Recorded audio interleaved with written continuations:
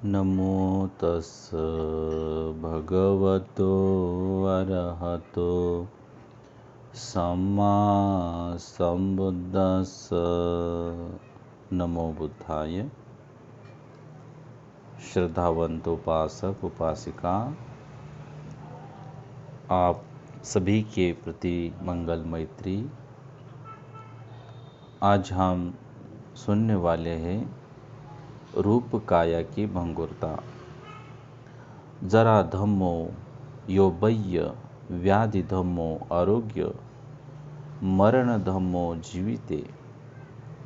यौवन में बुढ़ापे का, आरोग्य में व्याधि का और जीवित रहने में मृत्यु का स्वभाव समाया हुआ है।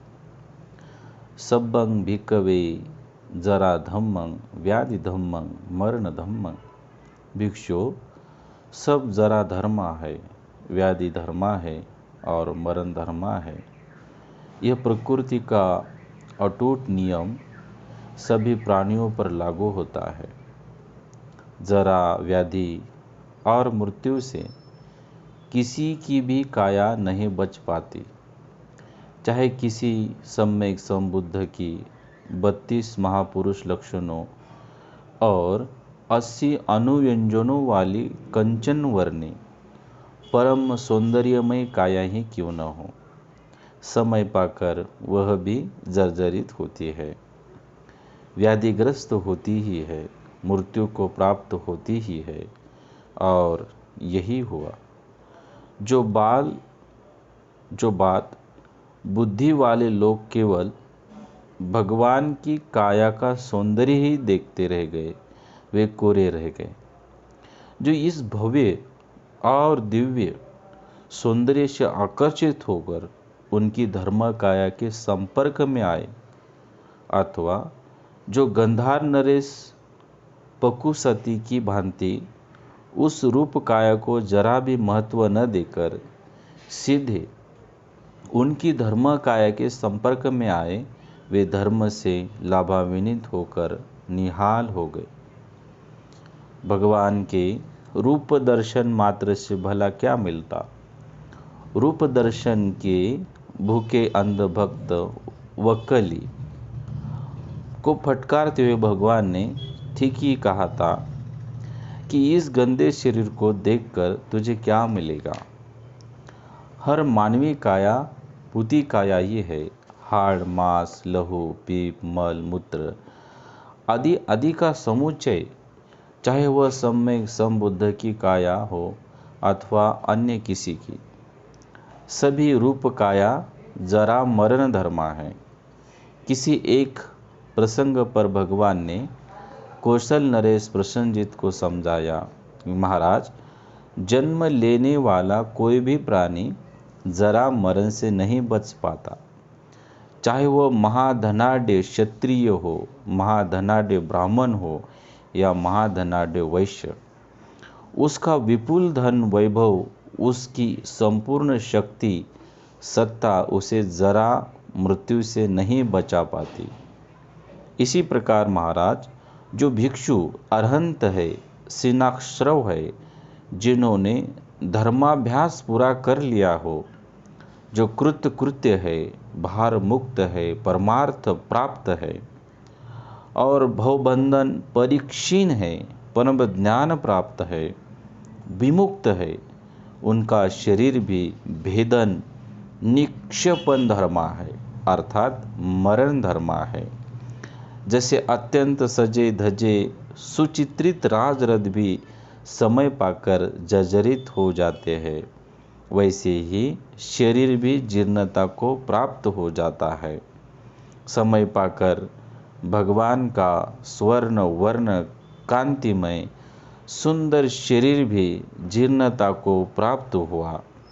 इससे संबंधित एक दृश्य, उन दिनों भगवान श्रावस्ती के मिगार माता विशाखा के पूर्वाराम में विहार कर रहे थे। सर्दी के दिन थे, सूरज ढल रहा था। भगवान ध्यान से उठकर पश्चिम की ओर पीठ किए धूप ले रहे थे। इतने में आनंद आए और प्रणाम कर भगवान का शरीर दबाने लगे। उनके शरीर की जरा जीर्ण अवस्था देखकर और उनकी पूर्व अवस्था के शरीर को याद कर कर वे आश्चर्यचकित होकर बोले, भगवान, अब आपका शरीर पहले जैसा परिशुद्धो छविन्नो परियोदातो यानी परिशुद्ध, सुंदर और क्रांतिपूर्ण नहीं रह गया। सारे गात्र शिथिल पड़ गए हैं, सर्वत्र झुर्रियाँ पड़ गई है, शरीर आगे की ओर झुक गया है, आँख, कान आदि सारी इंद्रियां पहले जैसी नहीं रही, दुर्बल हो गई है। इस मनोरम देह बिंब को जरा ने अभिमर्दित कर दिया है। तो वैसे एक बार बिना जरा अवस्थाए ही बोधिसत्व ने काया दंडन की दुष्करचर्या द्वारा अपने स्वर्ण वर्ण सुंदर शरीर को दुर्वर्ण बना लिया था। त्वचा का परिशुद्ध निर्मल छवि वर्ण नष्ट हो गया था। निराहार के कारण, आत्मक्लेश की साधना के कारण, दुष्कर उपवास आदि करके उन्होंने अपने शरीर को बार बार पीड़ित किया। इतना क्षीण कर लिया था कि वह हड्डियों का ढांचा मात्र रह गया था। पेट को हाथ लगाए तो पीठ की हड्डी छू जाए। आंखें गड्ढों में धंस गई थी। सिर की चमड़ी ऐसे सिकुड़ गई थी जैसे कोई लौकी धूप और हवा में सिकुड़ कर मुरझा जाए। लेकिन जब इस निकम्मी निरर्थक कष्ट की साधना को छोड़कर युक्त आहार विहार ग्रहण किया और मध्यम मार्ग अपनाया तो शरीर पुनः पहले जैसा सबल, स्वस्थ और क्रांतिपूर्ण हो गया। ऐसे क्रांतिपूर्ण शरीर को देखकर ही आजीवक उपक उनकी ओर आकर्षित हुआ था। लेकिन आप तो यह जरा अवस्था की जीर्णता है, दुर्बलता है जो समय पकने पर सबको आती है। यह पुनः युवा अवस्था प्राप्त नहीं कर पाती। इस जरा अवस्था का एक दृश्य और देखते हैं जब भगवान इसे लक्ष्य करके कहते हैं, हे आनंद, मैं इस समय जीर्ण, वृद्ध, महलक, ढलती उम्र का वय प्राप्त व्यक्ति हूँ। मेरी उम्र 80 वर्ष की है। और फिर कहते हैं, आनंद, जैसे कोई जर्जरित गाड़ी को बांध बूंद कर चलाता है, वैसे ही मैं इस शरीर को चला रहा हूँ।